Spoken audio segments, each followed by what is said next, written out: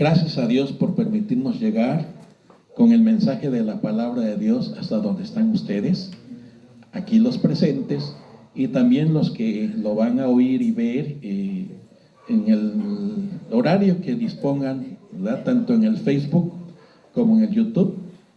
Ahí pueden encontrar esta serie de mensajes basados en Primera a Tesalonicenses. Y hoy en el capítulo 3, y una vez más vamos a leer los versículos del 1 al 6.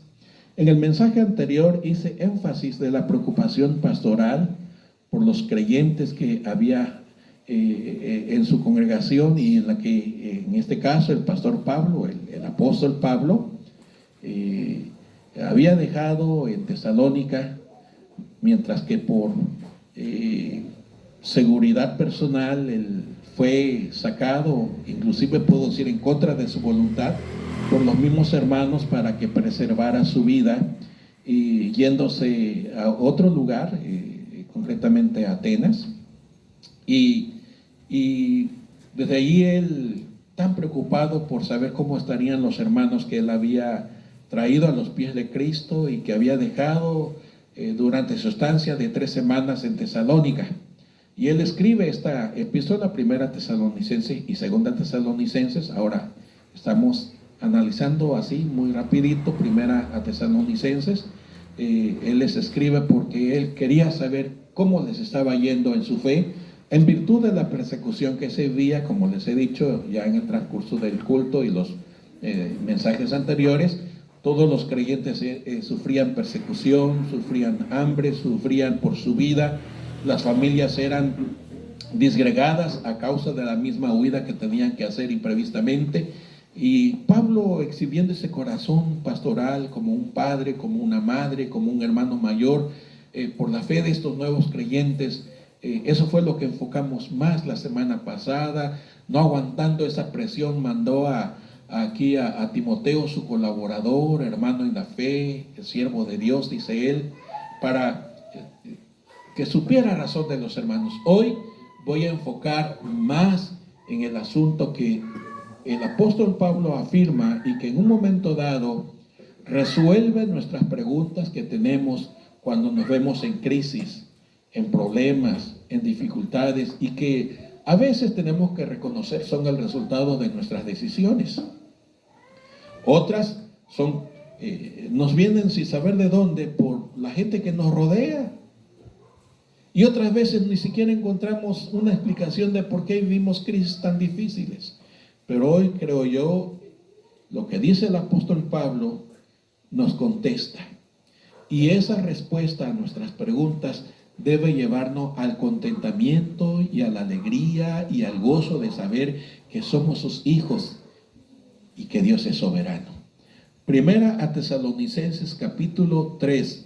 Versículos del 1 al 6 que dicen así: por lo cual, y ya expliqué el domingo pasado, en el sermón pasado, porque dice por lo cual, no aguantando más la preocupación que tenía por los hermanos, dice, no pudiendo soportarlo más, acordamos quedarnos solos en Atenas y enviamos a Timoteo, nuestro hermano, servidor de Dios y colaborador nuestro en el Evangelio de Cristo, para confirmarlos y exhortarlos respecto a la fe, a fin de que nadie, ninguno de ustedes, hermanos, y nadie de los creyentes se inquiete, como dice, por estas tribulaciones, porque ustedes mismos saben que para eso, ¿para qué? Para esas tribulaciones, dice, estamos puestos. Porque también estando con ustedes, les previne, les predije, les anuncié que íbamos a pasar tribulaciones como ha acontecido y sabéis. Por lo cual también yo, no pudiendo soportar más, envié para informarme de su fe, no sea que les hubiese tentado el tentador y que nuestro trabajo resultase vano. Pero cuando Timoteo volvió de ustedes a nosotros, y nos dio buenas noticias de su fe y amor, y que siempre nos recuerdan con cariño, deseando vernos como también nosotros a ustedes. Qué alivio para el corazón de ese pastor saber que los amados hijos en la fe, saber que su feligresía no han dudado, no han claudicado y siguen firmes y fuertes en la fe cristiana. Propongo en esta mañana, mis queridos y amados hermanos, que la vida cristiana será próspera y firme en la fe, tanto como se entienda que Dios es soberano en todo y sobre todos. Ese es el mensaje, ese es el corazón de lo que les quiero decir en esta mañana. La vida cristiana será próspera y firme en la fe, tanto como se entienda que Dios es soberano en todo y sobre todos. La Biblia dice en el libro de los Salmos capítulo 24 y versículo 1 que de Jehová es la tierra y su plenitud, el mundo y los que en él habitan. No entender que Dios es soberano. ¿Y qué significa el término soberano? Que es todopoderoso, que es la única autoridad. Como Jesús dijo después de haber resucitado entre los muertos antes de partir al cielo, en Mateo capítulo 28, versículo 18, toda potestad, es decir, todo poder, toda autoridad me ha sido dada en los cielos y en la tierra. Y por lo tanto, por lo consiguiente, id y hagan discípulos a todas las gentes, enseñándoles todas las cosas que les he mandado, bautizándolos en el nombre del Padre, del Hijo y del Espíritu Santo. Y aquí yo estoy con ustedes todos los días, hasta el fin del mundo. Y el apóstol Pablo, escribiendo a los de Filipos, le dijo que a causa de la humillación que estuvo dispuesto a hacer el Señor Jesús al venir a esta tierra y estar en la condición de hombre, y estando en esa condición se humilló más, aceptando la muerte más vergonzosa que pudiera existir, muerte de cruz.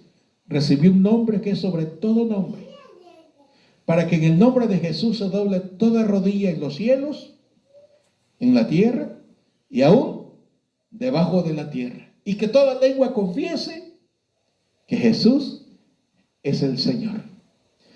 Si no estamos dispuestos a creer en nuestro corazón como creyentes en Jesucristo, que Jesús es el Señor, que Jesús es nuestro soberano, nuestro todopoderoso, jamás podremos ser más que vencedores en la vida cristiana. Y esa es la razón por la cual muchos creyentes quedan tirados en el camino, sean diáconos, sean pastores, sean misioneros, sean académicos o no. Porque la academia nos da herramienta, pero no nos hace fuertes ni firmes. Los títulos es la expresión del reconocimiento público, pero no nos dan ni la seguridad ni el apoyo espiritual. El único que da seguridad, sustento, fortaleza emocional, física y espiritualmente, es nuestro soberano Señor, el dueño de todas las cosas, el dueño de la tierra y su plenitud, el Señor del universo. Así que repito el corazón de este mensaje: la vida cristiana será próspera y firme en la fe, en tanto se entienda o se comprenda o se reciba o se crea que Dios es soberano en todo y sobre todos. Me alegró mucho ver entre nosotros a la hermana No me va a creer, se me fue su nombre, hermana. Hermana Carolina. Eso es prueba de que ya estoy viejito, ¿eh?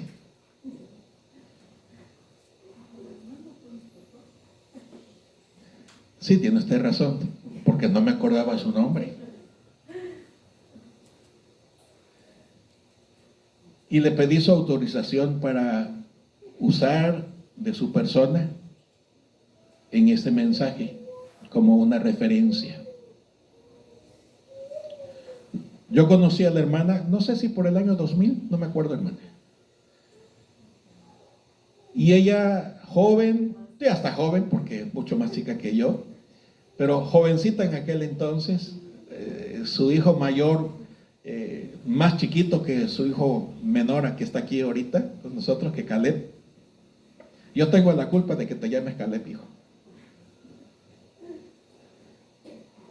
Y ella podía ver bien, no tenía ningún problema de su visión.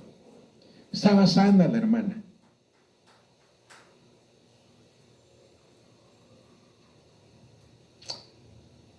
Y hoy día, dijo que está cumpliendo 6 años hoy, que fue sometida a la cirugía en su cabeza. Abrieron una parte de su cráneo, había un tumor, y a consecuencia de ese tumor, la hermana quedó invidente. Puede ver, distingue el color de mi camisa, el color de mi pantalón, y distingue claridad, pero no alcanza a percibir los rostros.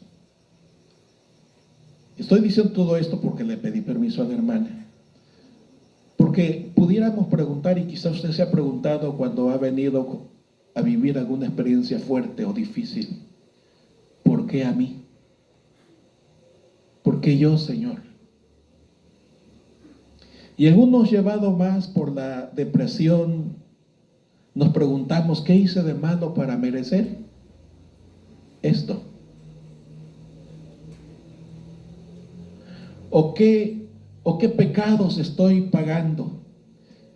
Estoy diciendo esto porque son pensamientos que nos vienen a la cabeza y que después de muchos años de ser pastor, muchos hermanos me han dicho y he llegado a escuchar, tanto de pastores como misioneros, como de mucha gente, académica también inclusive. ¿Por qué yo, pastor? Y fue básicamente la misma pregunta que Job, ¿se acuerdan de Job? Empieza a preguntar, ¿qué hice yo si yo soy buena persona? Y cito a Job por la desgracia que se describe en su capítulo 1, libro de Job capítulo 1. Un hombre en plena salud, con muchos bienes materiales, con muchos sirvientes, y de la noche a la mañana, no quiero decir que en 24 horas, pero que en poco tiempo lo perdió todo. Perdió a sus hijos, a todos sus hijos murieron. Perdió a su esposa, prácticamente. Me imagino que el apoyo de su esposa, por lo que le dijo cuando le dijo lo que le dijo, y ustedes saben lo que le dijo, ¿verdad? Aún si crees en Dios, aún si confías en Dios, maldícelo. ¿Y qué dijo? ¿No? Muérete. Imaginen qué apoyo. Por eso dije el abandono de su esposa.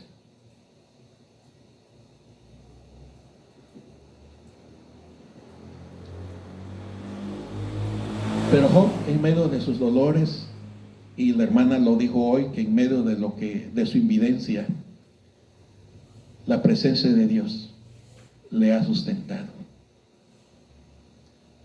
Porque Dios no quiere nuestro mal. Dios no se goza en nuestro dolor, no se goza en nuestro quebranto.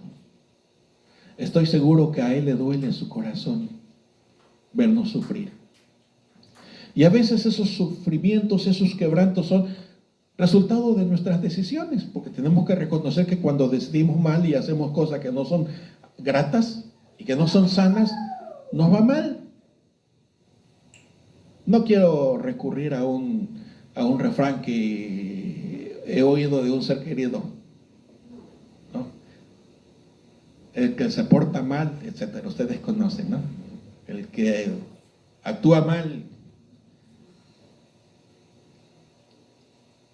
Es un refrán popular y de un ser querido nuestro lo he oído también. y ustedes lo saben.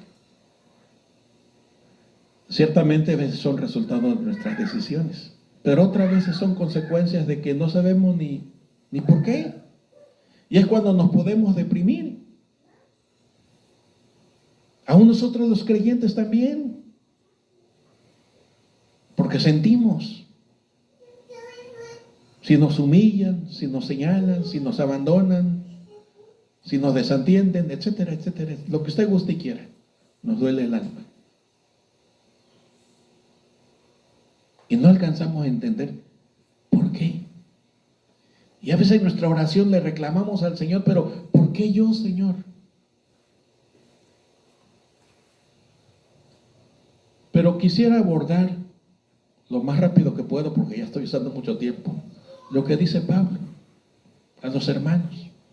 La razón por la cual él estaba tan angustiado es por la tremenda tribulación, por la tremenda persecución que desde el gobierno se había decretado en contra de todos los creyentes. Cuando Pablo escribe a los tesalonicenses, y cuando en esta parte del tiempo en que se nos describe la Biblia, quien gobernaba el mundo de aquel entonces conocido era Nerón, un hombre déspota, cruel, que no se tocó el corazón para envenenar a su propia mamá. Mató a su esposa, mató a sus hermanos para quedarse con el gobierno. Así que pueden ustedes imaginar lo misógino que era este hombre, que según los historiadores dicen que mientras él trataba de sacar un poema con su lira, con su instrumento, mandó a incendiar Roma, y él podía oír los gritos de la gente quemándose. La ciudad de Roma prácticamente se quemó toda, mucha gente murió, y él componiendo un poema. Imaginen, nombró cónsul a su caballo, le estoy dando esta, para que tengan una idea del tipo de gobernador que había en aquel entonces. No, hombre, nos quejamos nosotros.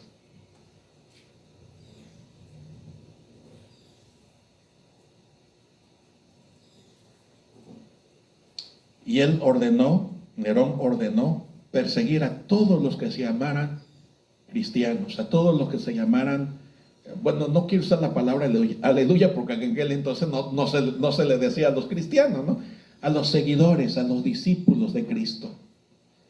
Y él pagaba a gente que espiara para que le dijera quién era cristiano y darle más duro todavía. Es más, el apóstol Pablo se cree que fue ejecutado por órdenes de Nerón, por ahí del año 66-67.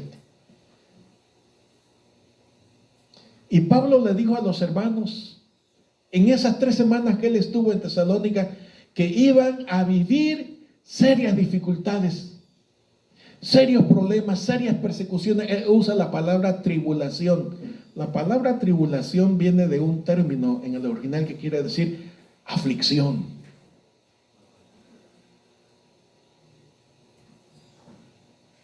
Y ya el apóstol Pedro, lo leímos en el transcurso del culto, ¿verdad? Él habló que esas aflicciones son como un horno, como un horno. El horno se usa para refinar el oro, la plata.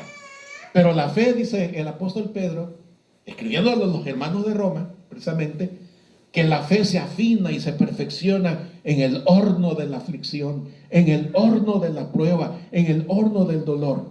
Entonces surge la pregunta, ¿Dios se goza en nuestro dolor? No. Tenemos que entender que la Biblia dice que Él es soberano y que Él dispone de todas las cosas. ¿Cómo dijo Job, los que han leído? Que solamente recibiremos el bien de Dios y no lo malo. Y cuando uso la palabra malo no se refiere a pecado, se refiere a las cosas difíciles, a las angustias, a las pruebas. Entiéndase enfermedades, entiéndase persecuciones, entiéndase hambre, entiéndase escasez. Y yo voy a agregar aquí, en razón de que nuestra hermana Caro está aquí presente, entiéndase la falta de visión, el ser invidente, lo que sea. Dice el Señor que Él tiene pensamientos de paz y de bien, no de guerra. Entonces, para poder entender, hermanos, esos quebrantos que vienen a nuestras vidas, como le dijo Pablo a los de Tesalónica, les estoy diciendo que van a sufrir mucho. Y él añade, porque para eso hemos sido puestos. En otras palabras, ese hemos sido puestos equivale a que Dios permite en su soberanía esos quebrantos, esos dolores, esas aflicciones con un propósito: hacernos mejores. ¿Cómo la ven, hermanos? Mejores personas, mejores creyentes, mejores ciudadanos, mejores hijos suyos, hijos de Dios, mejores esposos, mejores esposas, mejores hijos, mejores seres humanos. Y si Dios está permitiendo actualmente en el mundo unas 17 guerras, porque no solamente la de Rusia y Ucrania es la única que existe, hay muchas, 17 hay en este momento. Y probablemente hoy en Brasil va a ganar un candidato al gobierno que es de la misma línea de nuestro presidente, y del presidente de Cuba, y del presidente de Rusia, y del presidente de Nicaragua, y del presidente de El Salvador, y de Bolivia, y de Argentina, y todos estos tipos de gobiernos, algunos más autoritarios que otros. En Brasil, hoy son las votaciones. Alguien me dijo, pero ¿por qué Dios permite ese tipo de gobiernos? Tiene sus razones.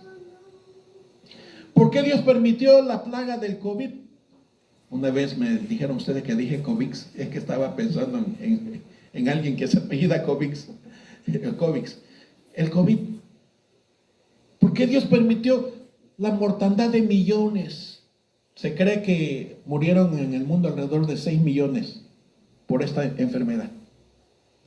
Aquí en México nos informaron que como 300 y pico mil, pero ya se está descubriendo que son pegándole a 3/4 de millón de mexicanos murieron por X o Y razones, que porque hubo vacuna, que porque se echaron a perder, que porque no alcanzaron, etcétera, por las razones que quieran y guste. ¿Por qué Dios permitió todo eso, pastor? Me han dicho. ¿Por qué permitió que se cierren templos, que muchos pastores decidan ya no ser pastores? ¿Por qué Dios permitió que muchos pastores se murieran si no hay pastores? Dios tiene sus razones, Él es soberano, punto.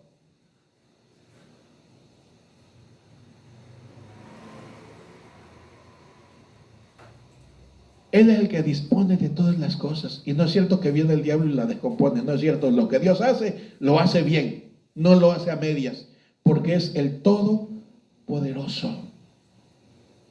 Y aquí en la lectura de 1 Tesalonicenses no encontramos toda la riqueza que encontramos en la explicación en la lectura que hicimos de Primera de Pedro. Aunque sea necesario que padezcamos, como dijo Pedro, por un poco de tiempo. Nuestra vida, ¿cuánto vamos a vivir? Ya algunos llegaron a 80, pasaron un poco más de 80. Yo voy cerca de los 70. Algunos otros van cerca de los 60. ¿Cuánto tiempo vamos a vivir? No sé. La declaración bíblica es que los días de nuestra edad son, ¿cuántos son? Escuche, la declaración bíblica en el Salmo 90. Los días de nuestra edad, ¿cuántos son? 70.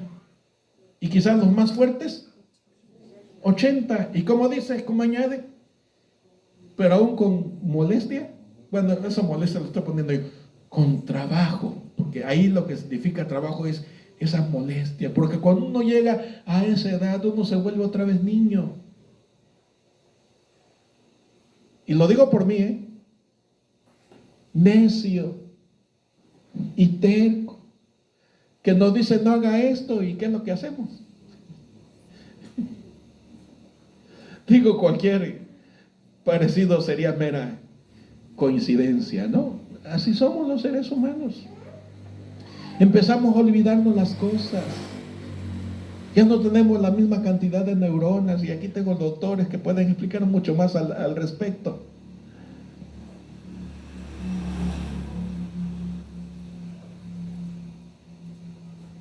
Pero Dios dice, inspirando a su siervo Pablo, para eso fuimos puestos.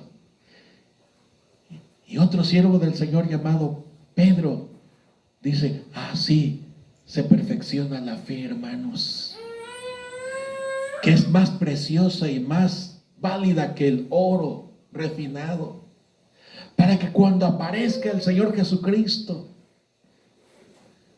sea nuestra fe hallada digna, dice, de honra, digna de alabanza. Dios quiere lo mejor para usted y para mí.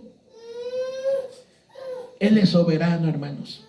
Y la otra riqueza que quisiera añadir aquí, a la luz de lo que dice otro pastor llamado Santiago en su epístola, capítulo 1 y versículo 2 al 4, hermanos míos, fíjense lo que dice, hermanos míos, tengan por sumo gozo cuando se encuentren en diversas pruebas.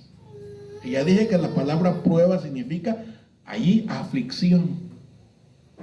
La palabra aflicción significa esas circunstancias adversas, que puede ser la carencia, que puede ser que la despensa se quedó vacía, y que la cartera está vacía, y que la tarjeta de crédito está llena y ya no la puede usar. No sé si estoy usando estos términos que ya son conocidos por muchos de nosotros. Y luego, hermanos, con la inflación que vivimos actualmente, que no ha habido nunca antes en los últimos 20, 22 años, así dicen los expertos, es la inflación actual. La inflación actual es la más grande de los últimos 20 años que hemos tenido. Y yo no estoy hablando de los otros gobiernos, si hicieron bien, si hicieron mal. No estoy diciendo que el gobierno no lo hace bien o lo hace mal. Estoy diciendo lo que estamos viviendo, donde el salario mínimo no alcanza, donde la pensión mínima no alcanza. Y ustedes que son ama de casa y los que tienen que salir a hacer las compras me están entendiendo, yo creo, ¿verdad? Y eso nos hace tronar dedos, nos hace rascarnos la cabeza. Y luego, si usted es un prestador de servicio, no es empleado de alguna empresa, no tiene trabajo fijo, usted tiene trabajo eventual. Si es un prestador de servicio, no siempre tiene trabajo, es eventual su trabajo. Tanto más me puede entender cuando ve que no alcanza el dinero. ¿Cómo estar con gozo cuando estamos en aflicción? Pero eso es lo que dice Santiago. Tengan por sumo gozo. ¿Por qué vamos a gozarnos? Porque Dios está trabajando en nuestras vidas para hacernos mejores. Si usted pensaba que había llegado a una estatura de fe en la que se levanta a decir que usted cree mucho, que usted tiene mucha fe en Dios, que usted casi está llegando al cielo, pues resulta que no, ¿verdad? Porque hay circunstancias que nos tambalean, que nos pegan en el alma todavía. Pero hoy el Espíritu Santo nos recuerda que Jesús es nuestro apoyo, que aunque Dios ha permitido que pasemos esos valles y esas montañas, citando al Salmo 23 y que recordamos en el canto de vencedor,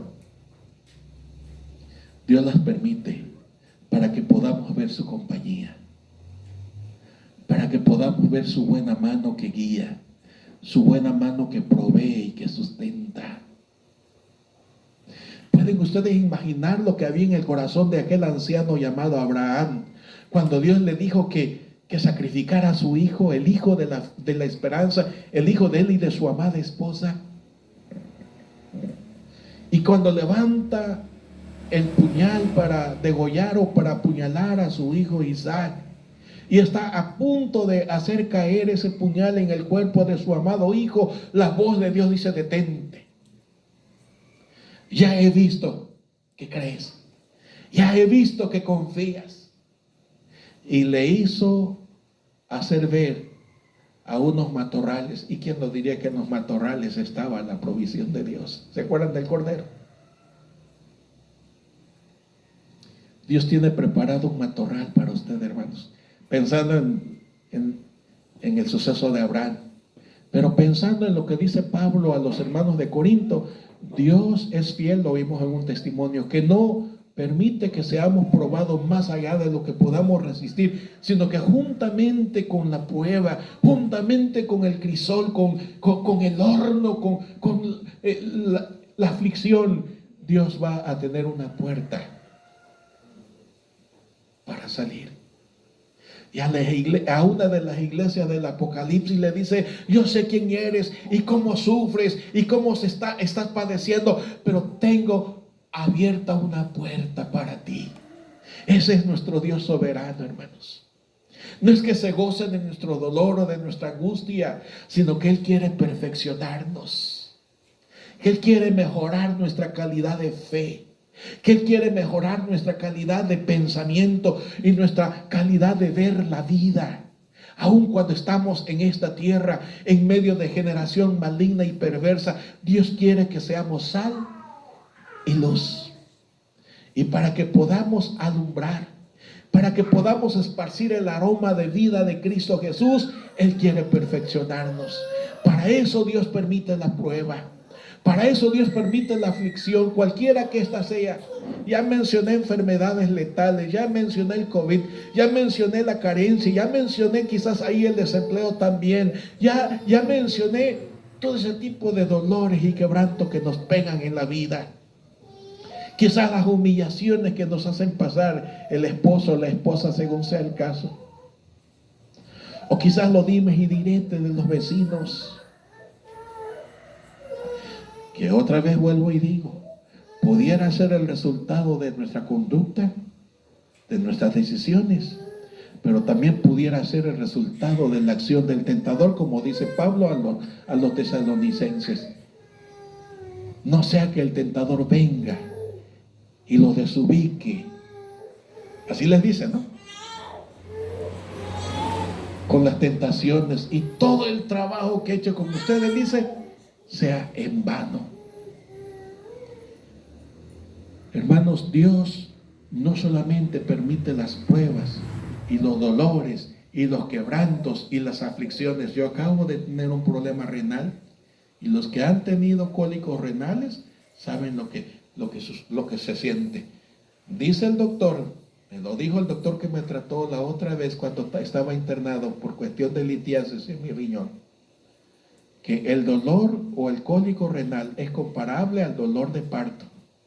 Y me dijo, las mujeres tienen el mayor dolor cuando van a parir al hijo. Así me dijo, esos términos. Y me dijo, y usted, pastor, no parió un hijo, parió una piedra, me dijo. Pues Dios permite todo eso para hacernos ver que ahí está. Y yo oraba al Señor casi entumido de mis brazos del dolor. Pero le decía, Señor, dame fuerza. Tú sabes que soy collón, pero dame fuerza para aguantar esto. Y Dios en su gracia usó el cóctel que me envió el doctor tan amablemente, porque me lo regaló. Gracias, doctor.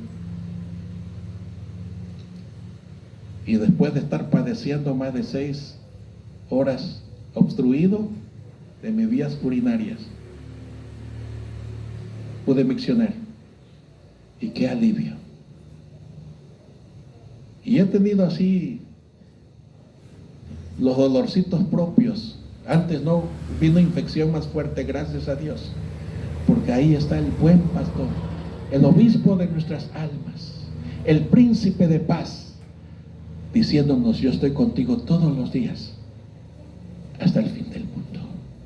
Así que mi hermano, cuando venga ese quebranto, esa fractura que sintió hermana Neta, Dios la permitió para sernos mejores. Y en lugar de preguntarnos por qué yo y por qué yo, mejor démosle la gloria, démosle la honra y sigamos confiando y creyendo que Él nos sustenta y que está con nosotros y que va a abrir una puerta de oportunidad, una puerta de bendición, como solemos decir, y que nos va a llevar más allá, más allá. Y por eso David decía: bendito Jehová, mi roca fuerte, mi Dios. Y en otra ocasión dijo: ¿a quién tengo en el cielo sino a ti? Tú eres mi luz y mi salvación, esperanza mía, castillo mío, como leímos hoy, mi alto refugio.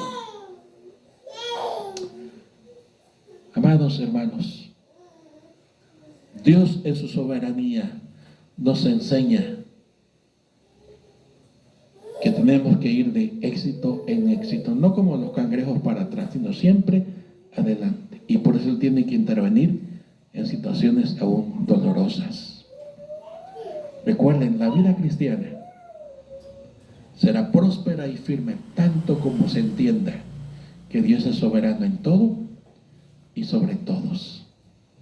Que Dios en su gracia nos sostenga como Él lo ha prometido, para que siempre lleguemos al triunfo y luego al siguiente peldaño y luego ¿hasta dónde? Hasta que todos lleguemos a la estatura del varón perfecto, que es nuestro Señor Jesucristo. Así que, mis hermanos, ánimo, Jesús está con nosotros. Arriba corazones, porque Jesús, nuestro príncipe de paz, es nuestro castillo, nuestra roca y nuestro libertador. Amén.